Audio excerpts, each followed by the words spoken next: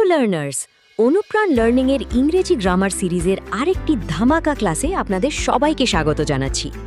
আজ আমরা শুরু করছি নাউনের একটি গুরুত্বপূর্ণ পার্ট, প্রপার নাউন। তবে আজ আমরা শুধু সংজ্ঞা শিখব না, আমরা দেখব ভার্ব এবং প্রোনাউনের সাথে প্রপার নাউন ঠিক কিভাবে ইন্টারঅ্যাক্ট করে।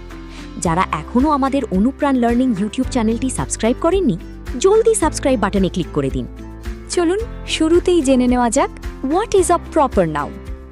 একদম সহজ কথায়, নির্দিষ্ট কোনো ব্যক্তি, স্থান, বস্তু কিংবা কোনো ব্র্যান্ডের সুনির্দিষ্ট নামকেই প্রপার নাউন বলা হয়। আর এর মূল এবং প্রধান নিয়মটি হল বাক্যের শুরুতে, মাঝে কিংবা শেষে এটি যেখানেই বসুক না কেন সব সময় ক্যাপিটাল লেটার অর্থাৎ বড় হাতের অক্ষর দিয়ে শুরু হবে।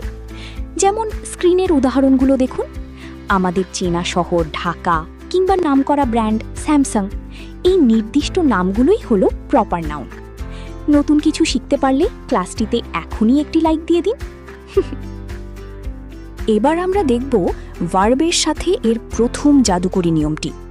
মনে রাখবেন, কোনো প্রপার নাউনের নামের শেষে যদি এস দেখাও যায়, কিন্তু সেই নামটি যদি একটিমাত্র একক দেশ, বই বা বস্তুকে বোঝায়, তবে তারপরে কিন্তু সবসময় সিঙ্গুলার ভার্ব বা একবচন ভার্ব বসবে।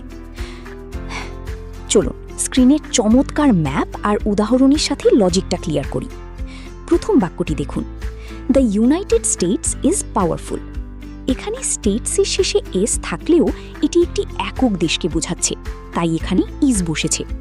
দ্বিতীয় উদাহরণটি দেখুন, Gulliver's travels was written well. Travels একটি বিখ্যাত বইয়ের নাম, তাই এরপরে ওয়াজ বসেছে।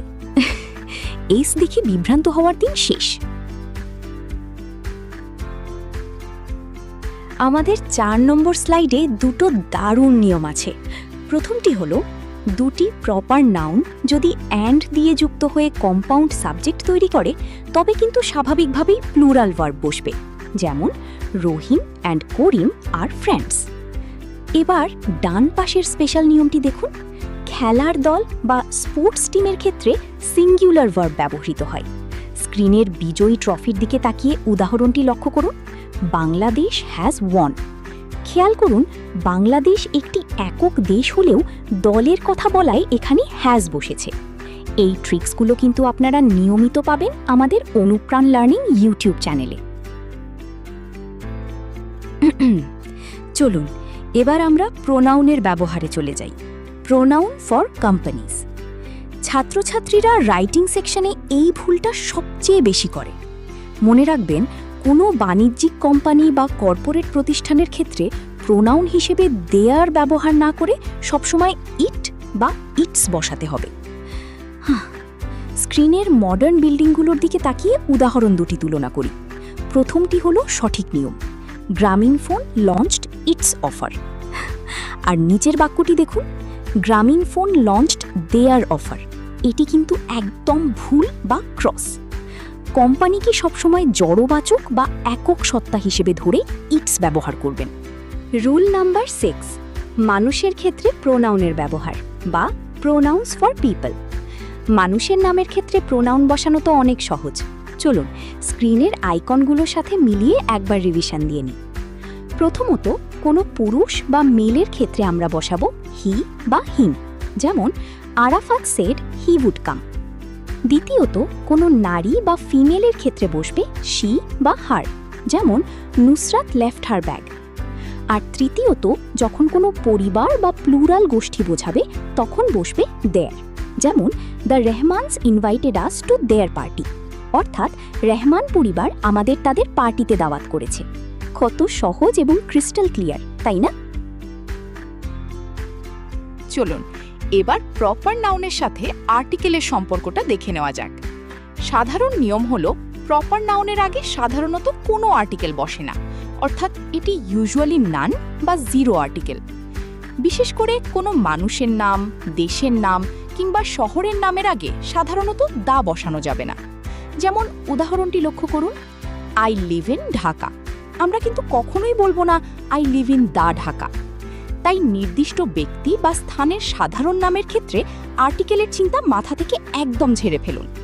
ক্লাসটি উপকারে আসলে এখনই বন্ধুদের সাথে শেয়ার করে দিন। কিন্তু আমরা তো জানি ইংরেজিতে ব্যতিক্রম বা এক্সেপশনস থাকবেই।